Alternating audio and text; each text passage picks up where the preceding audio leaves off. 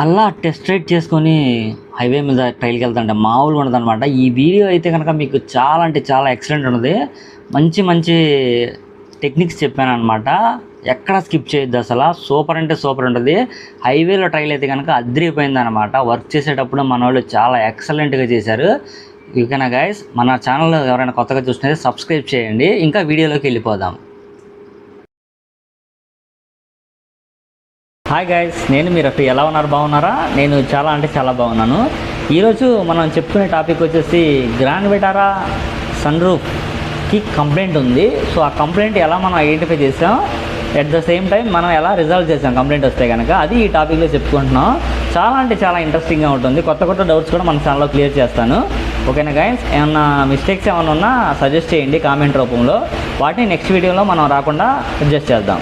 ఓకేనా? అసలు ఏంటంటే ఈ గ్రాండ్ విటారా యొక్క సన్ రూఫ్ యొక్క బీడింగ్ అనేది ఎలా డ్యామేజ్ అవుతుంది, ఎలా ఐడెంటిఫై చేయాలి నాయిస్ని.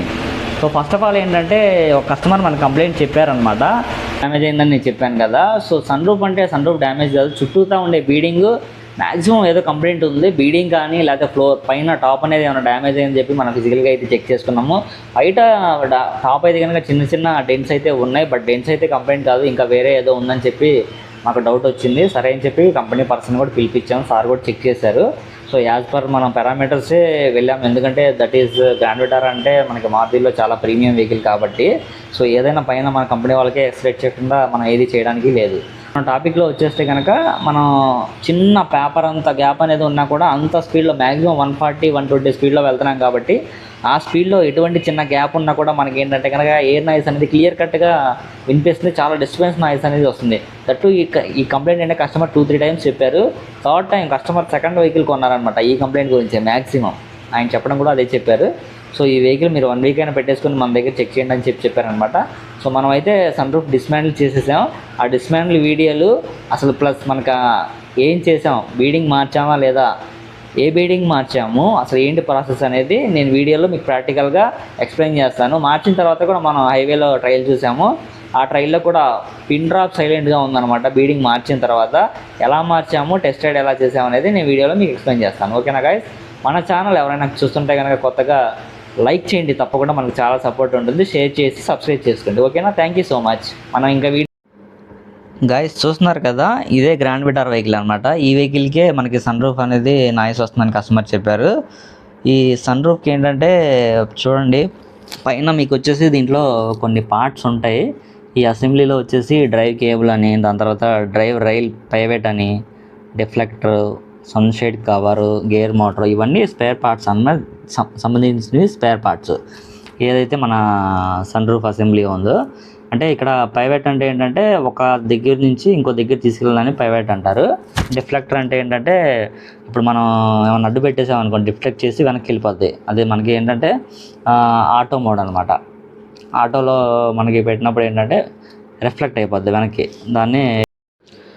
సో మనం సన్ రూఫ్కి బీడింగ్ అయితే కనుక ఇన్స్టాలేషన్ చేస్తున్నాము. ఈ సన్ రూఫ్ బీడింగే మార్చాలని చెప్పారనమాట మన సీనియర్ పర్సన్స్ ఎవరైతే ఉన్నారో వాళ్ళు చెక్ చేసి. సో ఫస్ట్ మేము ఏంటంటే సన్ రూఫ్కి పైన బాడీకి డెంట్ ఉంది కదా, అది ఏమైనా ప్రాబ్లం ఉందని చెప్పి అనుకున్నాము. సో అలా కాదని చెప్పి వేరే వెహికల్తో కూడా క్రాస్ ఎగ్జామినేషన్ చేసుకున్నాము, దానికి కూడా ఎయిర్ నాయిస్ లాగే వచ్చింది. సో ప్రాబ్లం ఏముంది అని చెప్పి, సో ఫర్దర్గా మా పైన ఉన్న సూపీరియర్స్ గైడ్ తీసుకున్నది ఈ బీడింగే ప్రాబ్లం, ఇది ఓల్డ్ బీడింగ్ అనమాట.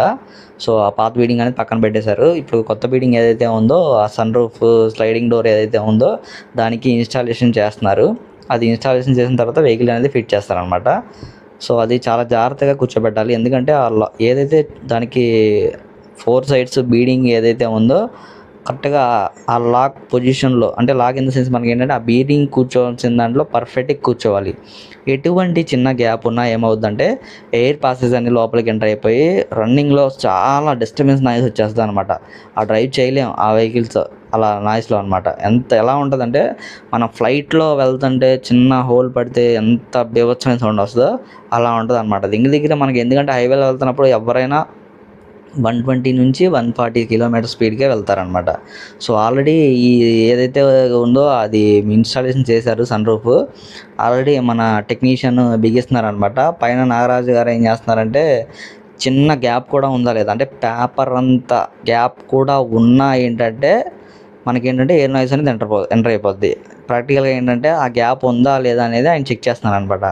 ఫస్ట్ ఫిజికల్గా మనం ఇప్పుడు చెక్ చేస్తాం, తర్వాత రన్నింగ్లో కూడా మనం ఏంటంటే ఆన్ హైవే మీదకి వెళ్ళినప్పుడు కూడా ఏంటంటే వస్తుందా లేదా అనేది ప్రాక్టికల్గా అప్పుడు మనం రన్నింగ్లో టెస్ట్ చేసుకోవడం జరుగుతుంది అనమాట. ఇప్పుడు అయితే మనం టెస్ట్ రైడ్కి రెడీ అయిపోతున్నాం.